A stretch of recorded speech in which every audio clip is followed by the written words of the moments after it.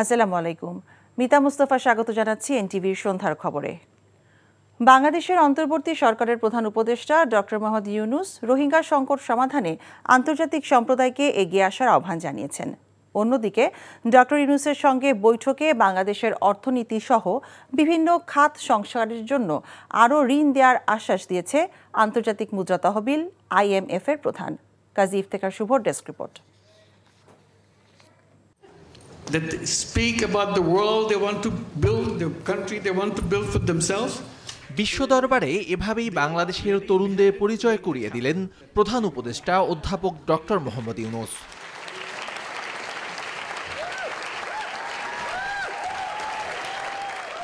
জাতিসংঘ সাধারণ পরিষদের ৭৯তম অধিবেশনের ফাঁকে সাবেক মার্কিন প্রেসিডেন্ট বিল ক্লিন্টনের Clinton global initiated leaders stage অনুষ্ঠানে বৈষম্য বিরোধী ছাত্র আন্দোলনের লিয়াজু কমিটির সমন্বয়ক মাহফুজ আলমকে আন্দোলনের মাস্টারমাইন্ড হিসেবে আখ্যায়িত করেন। By their speeches, by their dedication, their commitment, they said you can kill us anytime you want, but we are not giving up. Rohingya সংকট নিয়ে উচ্চ পর্যায়ের একটি আলোচনা সভায় অংশ নিয়ে ইউনূস বলেন, এ বিষয়ে অবশ্যই মনোযোগ দিতে হবে।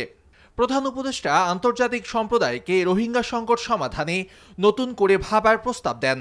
সম্মেলনে সংকটের সামগ্রিক পরিস্থিতি পর্যালোচনাপূর্বক নতুন এবং দূরদৃষ্টি সম্পন্ন সমাধানের উপায় কি হতে পারে তেমন প্রস্তাব আসতে হবে বলে তিনি উল্লেখ করেন।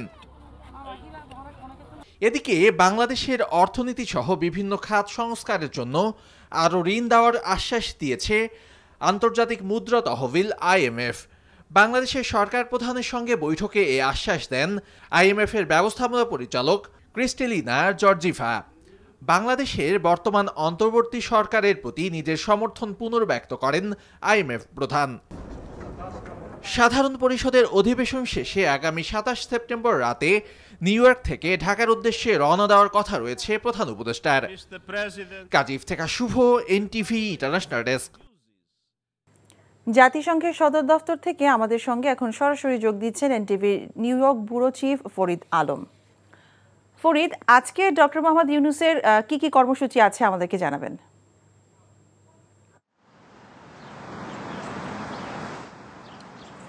ধন্যবাদ মিতা। আমি আসলে জাতিসংঘের পথে রয়েছি, মাঝখানে আমি দাঁড়িয়ে কথা বলছি।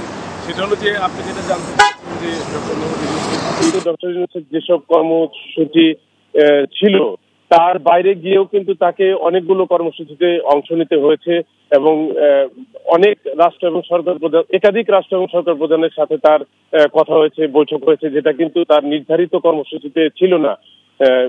তো সেরকম ঘটনা ঘটে। আজকের ঘটনা সেরকমই। পাকিস্তানের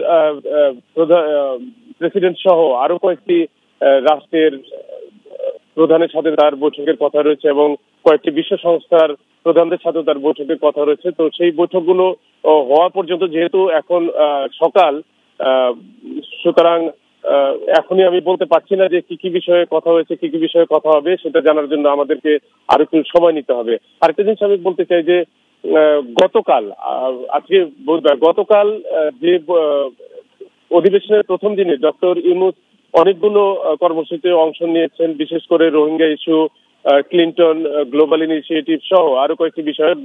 গ্লোবাল ইনিশিয়েটিভে কিন্তু ডক্টর ইউনূস খুবই গুরুত্বপূর্ণ বক্তব্য দিয়েছেন। কিন্তু এর বাইরে ফ্রেন্ডস অফ বাংলাদেশ নামে একটি সংগঠন, যেটাতে কিন্তু ডক্টর ইউনূসের অনেক সমর্থক রয়েছে, সেটার একটা বৈঠক ছিল। সেই বৈঠকটি ছিল, এটাকে বলা হয়েছে যে এটা ব্যক্তিগত। আমি সেখানে গিয়েছিলাম, অনুষ্ঠানে যেতে পারিনি। তারা বলেছে যে এই অনুষ্ঠানে যাওয়া যাবে না, কোনো ভিডিও ধারণ করা যাবে না। তো সেখানে আমার ফরচুনেটলি বাংলাদেশের যে মার্কিন যুক্তরাষ্ট্রের যে রাষ্ট্রদূত ছিলেন পিটার হাস, তার সাথে আমার দেখা হয়েছিল। তাকে আমি জিজ্ঞেস করেছিলাম, উনি কিছু বলতে রাজি হননি, তবে উনি বলেছেন যে এই বৈঠকটা খুবই গুরুত্বপূর্ণ এবং তারা খুবই খুশি যে অনেক অনেক তাদের যে প্রত্যাশিত একজন ব্যক্তি ডক্টর ইউনূস, যে বাংলাদেশকে গণতন্ত্রায়নে এবং অর্থনৈতিকভাবে সমৃদ্ধ করতে পারে এবং বহির্বিশ্বের সাথে বাংলাদেশের সুসম্পর্ককে আরো সুদৃঢ় করতে পারে, আরো এগিয়ে নিতে পারে, সেরকম একজন ব্যক্তি হচ্ছে ইউনূস। সেই ইউনূস যেহেতু বাংলাদেশের সরকারের দায়িত্ব রয়েছেন, সেই জন্যই তাকে কিন্তু এই সফরের সময় ফ্রেন্ডস অফ বাংলাদেশ নামে ওই সংগঠন তাদের সাথে এটা বসেছিলেন সন্ধ্যার একটু আগে। সেই বৈঠকটি খুবই গুরুত্বপূর্ণ ছিল, যদিও সেটা আলোচনায় খুব একটা আসেনি।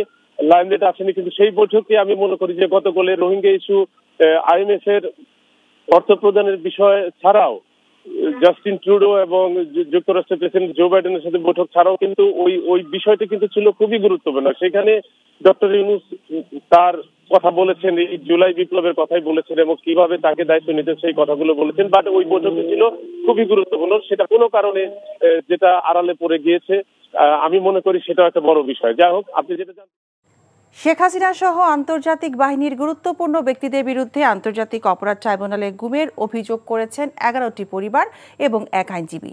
গুম কমিশনের কার্যক্রম নিয়ে অসন্তুষ্টি জানিয়ে পরিবারগুলো গুমের সঙ্গে জড়িতদের সন্ধান এবং নির্যাতন সেলগুলো উন্মুক্তের দাবি জানান। চিফ প্রসিকিউটর তাজুল ইসলাম জানিয়েছেন, ট্রাইব্যুনাল আইন অনুযায়ী গুমের শিকার ব্যক্তি বা পরিবার অভিযোগ করতে পারবে। নিয়ামুল আজিজ সাদেকের রিপোর্ট। ঢাকা সহ সারা দেশে ঘটে যাওয়া 64টি গুমের অভিযোগ নিয়ে 11টি পরিবার, গুমের শিকার ব্যক্তি ও তাদের স্বজনেরা ট্রাইব্যুনালে হাজির হয়েছিল। এ সময় তারা ট্রাইব্যুনালকে জানায়, গুম হওয়াদের জীবিত কিংবা মৃত কোনো সন্ধান এখনও তারা পাননি। জাতীয় গুম কমিশনের কার্যক্রম নিয়ে অসন্তুষ্টি তাদের। 725 জনের মতো লোক এখনো গুম অপহরণ অবস্থায় আছে, যাদেরকে এখনো জীবিত নাকি মৃত আছে এখনো উদ্ধার করা হয় নাই। 70 থেকে 80টার উপরে আয়নাঘর নামে আছে, কিন্তু এখনো একটা আয়নাঘর উন্মোচন করা হয় নাই। যারা ফিরে আসেনি তাদেরকে যেন যে কোনোভাবে ফিরে পাওয়া যায়, এজন্য আয়নাঘরগুলো যে উন্মুক্ত করার কথা বলা হয়েছে, অন্তত ওই পরিবারগুলো সান্ত্বনা পাবে যে হ্যাঁ হয়তো এখানে থাকতে পারে। পরে তারা ট্রাইব্যুনালে শেখ হাসিনা সহ আইনশৃঙ্খলা বাহিনীর গুরুত্বপূর্ণ ব্যক্তিদের বিরুদ্ধে গুম ও নির্যাতনের অভিযোগ করেন। ট্রাইব্যুনালের চিফ প্রসিকিউটর জানায়, যাচাই বাছাই শেষে এসব অভিযোগ নিয়ে তদন্ত করবে সংস্থাটি। জানান, বিদ্যমান আইনে গুম ও নির্যাতনের শিকার ব্যক্তিরা ট্রাইব্যুনালে অভিযোগ দিতে পারবেন। 11টা অভিযোগের মোট 12 জন ব্যক্তির ব্যাপারে সব জায়গাতেই প্রধানমন্ত্রীকে ওনারা অভিযুক্ত করেননি। সেখানে র্যাবের প্রধানকে করেছেন, স্বরাষ্ট্রমন্ত্রী করেছেন, পুলিশের প্রধানকে করেছেন, এরকম করেছেন। কিন্তু এগুলো তো আমরা যাচাই বাছাই সাপেক্ষে দেখব। কোনো ভিকটিম এসে এইখানে বিচারের জন্য আসতে পারেন এবং আন্তর্জাতিক অপরাধ ট্রাইব্যুনালের তদন্ত এবং প্রসিকিউশন টিম যদি মনে করে যে এটা ঘটেছে, তাহলে এই ট্রাইব্যুনালে সেটা বিচারের জন্য উপস্থাপন করতে পারবেন। বাবার ছবি নিয়ে কয়েকজন শিশু এসেছিল ট্রাইব্যুনালে, যাদের শৈশব কাটছে বাবার গল্প শুনে বা ভিডিও দেখে। তাদের কণ্ঠে ছিল প্রিয়জনকে ফিরে পাওয়ার আকুতি। বাবার পিকচার আর ভিডিও দেখে আমি বড় হয়েছি, বাস্তবে কখনো দেখিনি। তো আমি চাই যে আমার বাবা মুক্তি পাক, ডিজিএফআই থেকে। বাবার কথা বলে যে বাবা কবে আসবে, কোথা থেকে পাবো বাবাকে। Niamul Aziz Sadek, NTV news, Dhaka. অন্তর্বর্তী সরকারের সংস্কার প্রক্রিয়া সম্পন্ন করতে বেশি দিন লাগার কথা নয়, এমন মন্তব্য করে বিএনপি নেতারা বলছেন, প্রতিবেশী রাষ্ট্র যখন কৃতদাসের মতো আচরণ করে তখন ইলিশ রপ্তানির মতো বিষয়গুলো নিয়ে ভাবনার প্রয়োজন রয়েছে, কারণ আওয়ামী স্বৈরাচারের বিরুদ্ধে জনগণের বিজয় হয়েছে। পৃথক অনুষ্ঠানে তারা এসব কথা বলেন। হাসান মাহমুদের রিপোর্ট।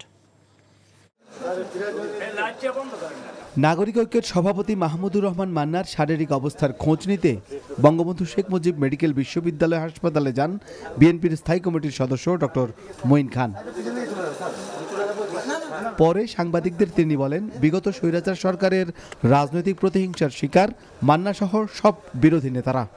আজকে থেকে 10 বছর আগে তাকে কোনো চিকিৎসা দেওয়া হয় নাই। দেশনেত্রী বেগম খালেদা জিয়া কিভাবে সেই অধিকার থেকে বঞ্চিত করা হয়েছিল। মানুষের যে মৌলিক অধিকার, সেই মৌলিক অধিকারগুলো মানুষের ফিরিয়ে দিতে হবে।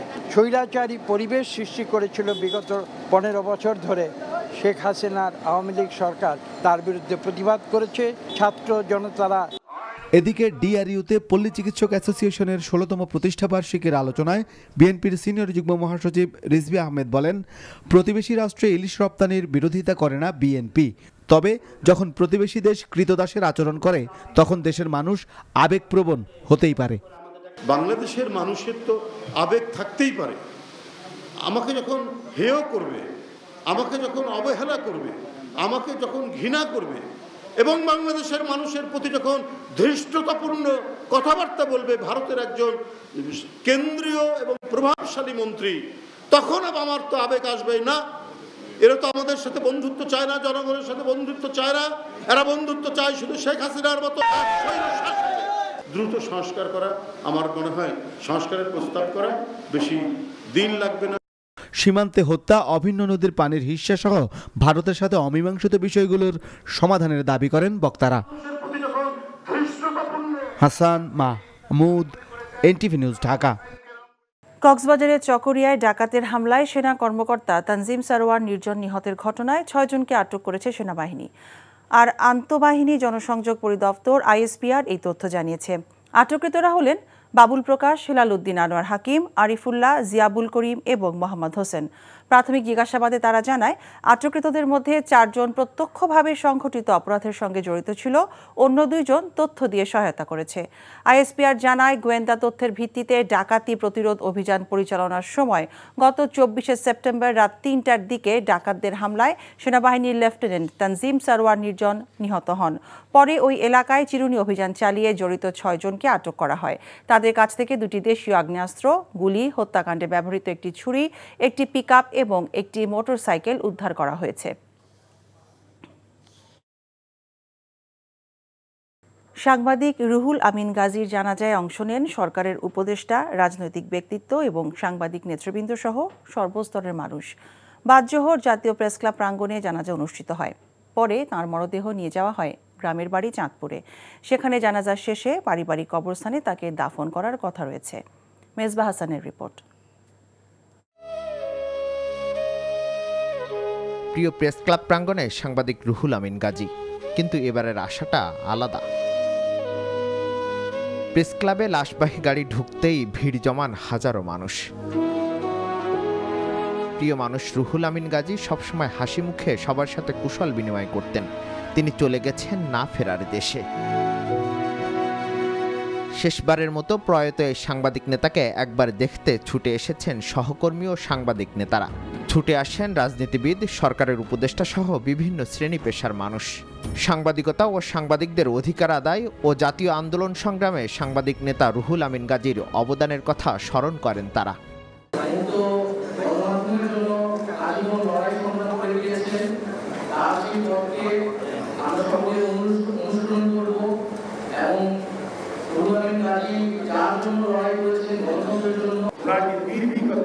সাহসিকতা, সত্য প্রকাশে একনিষ্ঠ, এটির জন্য জাতি সারা জীবন তাকে মনে রাখবে। প্রিয় অভিভাবককে হারিয়ে পাগল প্রায় সন্তান, বাবার স্মৃতিচারণ করে দোয়া চান সবার কাছে।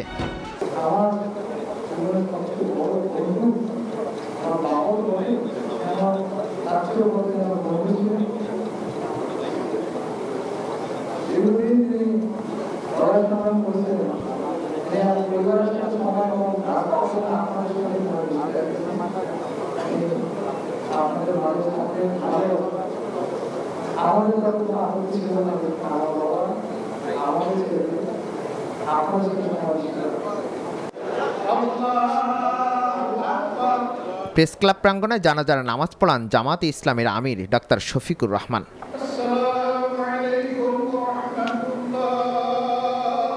মঙ্গলবার রাতে রাজধানীর একটি বেসরকারি হাসপাতালে চিকিৎসাধীন অবস্থায় মারা যান ফেডারেল সাংবাদিক ইউনিয়নের সভাপতি ও দৈনিক সংগ্রামের chief reporter Ruhul Amin Gazi. Misbah Hasan, NTV news, Dhaka. বঙ্গোপসাগরে লঘুচাপের কারণে আজ সন্ধ্যা 6টা থেকে পরবর্তী 24 ঘন্টার জন্য সারা দেশে ভারী বৃষ্টিপাতের সতর্কতা জারি করেছে আবহাওয়া অধিদপ্তর। এদিকে সকাল থেকে রাজধানী সহ দেশের বেশিরভাগ অঞ্চলে গুঁড়ি গুঁড়ি বৃষ্টি হচ্ছে। এছাড়া সমুদ্র বন্দরসমূহে 3 নম্বর স্থানীয় সতর্ক সংকেত দেখাতে বলা হয়েছে। আর ভারী বৃষ্টিপাতের কারণে চট্টগ্রাম বিভাগের পাহাড়ি এলাকার কোনো কোনো জায়গায় ভূমিধসের সম্ভাবনা রয়েছে বলেও সতর্ক করেছে আবহাওয়া অধিদপ্তর। আর বৃষ্টিপাত থেমে যাওয়ার পরে দেশের তাপমাত্রা বৃদ্ধি পাবে বলেও জানায় সংস্থাটি।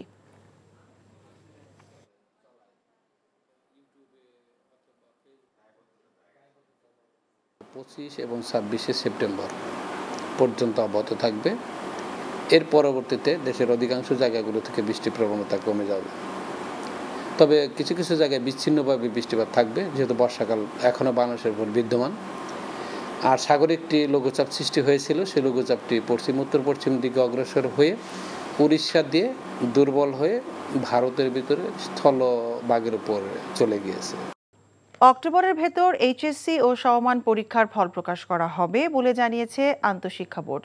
আন্তঃশিক্ষা বোর্ড সমন্বয় কমিটির সভাপতি এবং ঢাকা শিক্ষা বোর্ডের চেয়ারম্যান অধ্যাপক তপন কুমার সরকার জানান, ফল প্রকাশের দিন তারিখ এখনও চূড়ান্ত না হলেও ফল প্রকাশের প্রস্তাব অনুমোদন দিয়েছে শিক্ষা মন্ত্রণালয়।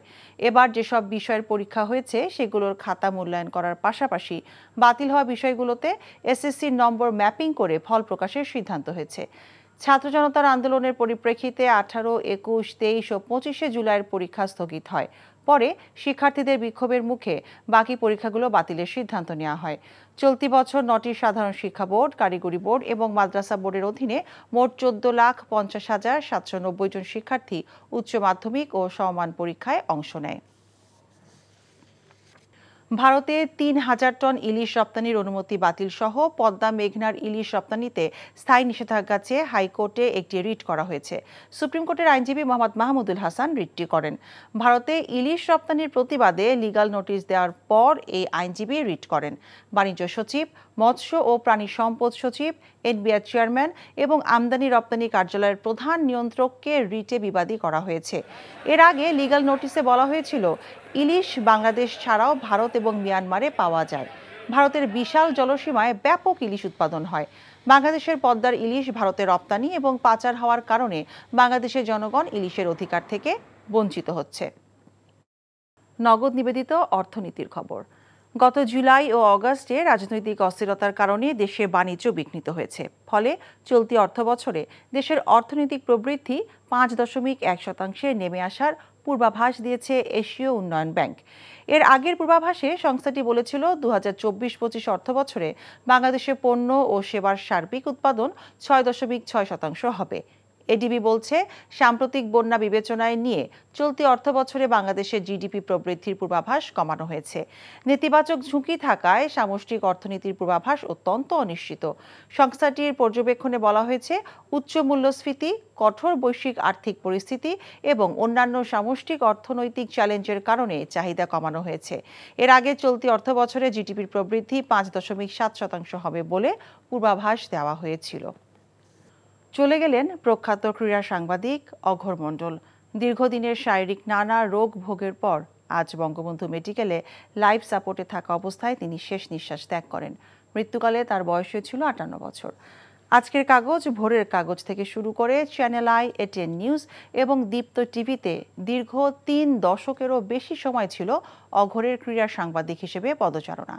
তিনি ছিলেন ভিন্নধর্মী এক ক্রীড়া সাংবাদিক, যিনি ছোট বাক্যে গদ্য লেখাটাকে জনপ্রিয় করে তোলেন বাংলাদেশের ক্রীড়া সাংবাদিকতায়।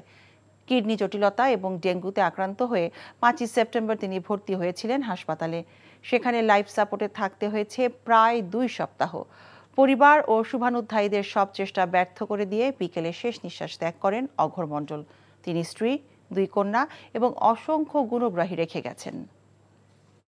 কানপুরের নিরাপত্তা নিয়ে কোনো শঙ্কা নেই বাংলাদেশ দলের, নেই সাকিব আল হাসানের চোট নিয়েও। এমনকি তারকা এই অলরাউন্ডারের অফ ফর্ম নিয়েও ভাবাচ্ছে না কোচ চন্ডিকা হাথুরু সিংকে। তবে সিরিজ বাঁচাতে যে কঠিন পরীক্ষা দিতে হবে বাংলাদেশকে, তা ঠিকই মানছেন তিনি। কানপুর থেকে মমিনুর রিপনের রিপোর্ট। চেন্নাইয়ে পরাজয়ের পর কানপুর টেস্টের আগে ব্যাকফুটে থেকে অনুশীলনে বাংলাদেশ। পুরো দল যখন ঘাম ঝরাতে ব্যস্ত, তখন কিছুটা মলিন দেখা গেছে সাকিব আল হাসানকে। ব্যাটিং অনুশীলনে খুব একটা স্বাচ্ছন্দ্য ছিলেন না তারকা এই অলরাউন্ডার। নেট প্র্যাকটিসে ব্যাট হাতে ঠিক আত্মবিশ্বাসী মনে হয়নি সাকিবকে, যার কারণ হতে পারে তার আঙুলের চোট। তবে দ্বিতীয় টেস্টের আগে সাকিবকে নিয়ে আসার বাণী শোনালেন বাংলাদেশের কোচ। ফিজিওর সাথে আমি কথা বলেছি, সাকিবের কোনো সমস্যা নেই। আমি বিশ্বাস করি সাকিবের জানা আছে সে আরও ভালো পারফর্ম করতে সক্ষম। প্রথম টেস্টের দ্বিতীয় ইনিংসে বেশ ভালোই ব্যাট করেছে সে। রেকর্ড বলছে এই উইকেট স্পিনাররা বেশ সাবলীল, তাই দলে কোনো পরিবর্তন আসবে কিনা তা শুরুর দিনের উইকেট দেখে সিদ্ধান্ত নেবে টিম ম্যানেজমেন্ট। এছাড়া টপ অর্ডারে বাঁহাতির আধিক্য কিংবা অফ ফর্ম কোনোটা নিয়েই চাপে নেই দল, জানালেন হাথুরু সিংহে। সাকিবের পারফরমেন্স নয়, সবার পারফরমেন্সেই হতাশ। আমরা আরো ভালো করতে পারতাম। আমি নিশ্চিত সে নিজেও ভাবে তার আরো ভালো করা উচিত। বাংলাদেশ দল যখন অনুশীলনে ব্যস্ত নিরাপত্তা নিয়ে, তখন বেশ তৎপর দেখা গেছে এখানকার আইন শৃঙ্খলা বাহিনীকে। নিরাপত্তার দুশ্চিন্তা বাইরে রেখে কানপুরে অনুশীলন শুরু করেছে বাংলাদেশ। দলের বাকিরা যে হয়ে তৎপর ছিলেন, সাকিব আল হাসান অতটাও ছিলেন না, যার কারণটা হয়তো তার আঙুলের চোট, যেটাই দ্বিতীয় টেস্টের আগে বড় দুশ্চিন্তা হয়ে দাঁড়াতে পারে বাংলাদেশের জন্য। Mominur Ripon, NTV news, green park stadium, Kanpur, Bharat. এই ছিল সন্ধ্যার খবরে। এই খবরের ভিডিও সহ আপডেট জানতে ভিজিট করুন এনটিভি অনলাইন www.ntvpd.com। এছাড়াও এনটিভি জনপ্রিয় সব অনুষ্ঠান ও খবরের আপডেট জানতে ভিজিট করুন আমাদের ইউটিউব ও ভেরিফাইড ফেসবুক পেজ। রাত 10:30টায় রাতের খবর দেখার আমন্ত্রণ রইল। সবাইকে ধন্যবাদ।